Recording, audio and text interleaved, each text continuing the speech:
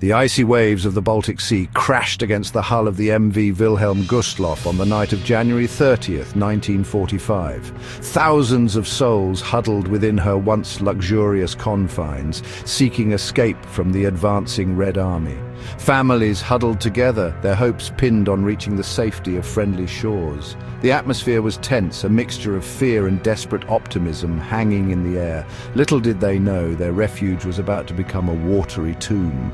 Just after 9 p.m., the silence of the night was shattered. 3 torpedoes fired from the Soviet submarine S-13 found their mark. The first slammed into the bow, sending shockwaves throughout the ship. Panic surged through the crowded decks as the lights flickered and died, plunging the vessel into darkness. The MV Wilhelm Gustloff, once a symbol of Nazi Germany's leisure and propaganda, was now a scene of unimaginable terror. The MV Wilhelm Gustloff had a history as rich and complex as the events that led to its tragic end. Christened in 1937, the ship was the pride of the Nazi leisure organization Kraft durch Freude, or Strength Through Joy. Its purpose was to provide affordable cruises for German workers, showcasing the regime's commitment to their well-being. The ship was a floating palace, boasting swimming pools, restaurants, and spacious cabins. Thousands enjoyed its amenities, unaware of the dark times that lay ahead.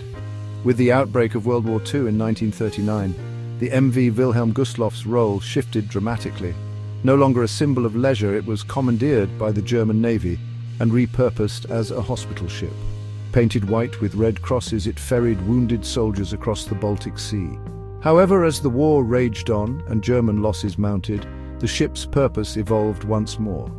It became a critical part of Operation Hannibal, a desperate attempt to evacuate German soldiers and civilians trapped between the advancing Red Army and the unforgiving Baltic Sea. The Soviet submarine S-13, under the command of Captain Alexander Marinesco, had been patrolling the Baltic Sea for weeks, searching for enemy vessels. On the evening of January 30th, sonar operators detected a large ship moving slowly through the icy waters. Believing it to be a military target, Marinesco gave the order to attack. 3 torpedoes were launched in quick succession. Each one carried a deadly payload, aimed at the heart of the unsuspecting ship. The first torpedo struck the bow, tearing a gaping hole in its side. The second slammed into the engine room, crippling the Wilhelm Gustloff and plunging it into darkness. The third and final torpedo struck amidships, near the swimming pool that had once been a source of joy and relaxation. The ship, now mortally wounded, began to list heavily to port. Panic erupted as the torpedoes struck. The ship, once a beacon of hope, transformed into a scene of chaos and despair. Terrified passengers, many of them women and children, scrambled for lifeboats, but there were not nearly enough to accommodate the thousands on board. The lifeboats that did exist were quickly overwhelmed, some capsizing under the weight of desperate souls.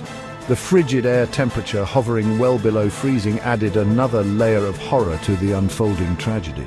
Many, particularly the young and elderly, succumbed to hypothermia before they could even reach the deck.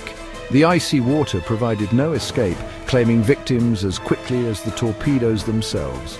Those who did manage to find space on a lifeboat faced a different kind of terror, exposed to the elements and the ever-present threat of the icy depths below. The Baltic Sea, even in calmer times, is a formidable force. On that fateful January night, it was unforgiving. The water temperature was near freezing and the air was thick with a bone-chilling wind. For those who found themselves in the water, survival time was measured in minutes. Hypothermia set in rapidly, numbing their bodies and clouding their minds. Parents clung desperately to their children, trying in vain to shield them from the cold. Life jackets, scarce to begin with, offered little protection against the frigid temperatures. The cries of the desperate echoed across the dark water, a symphony of despair swallowed by the wind. Each passing moment brought more souls to the brink, their hopes of rescue fading with the dying light of the Wilhelm Gustloff.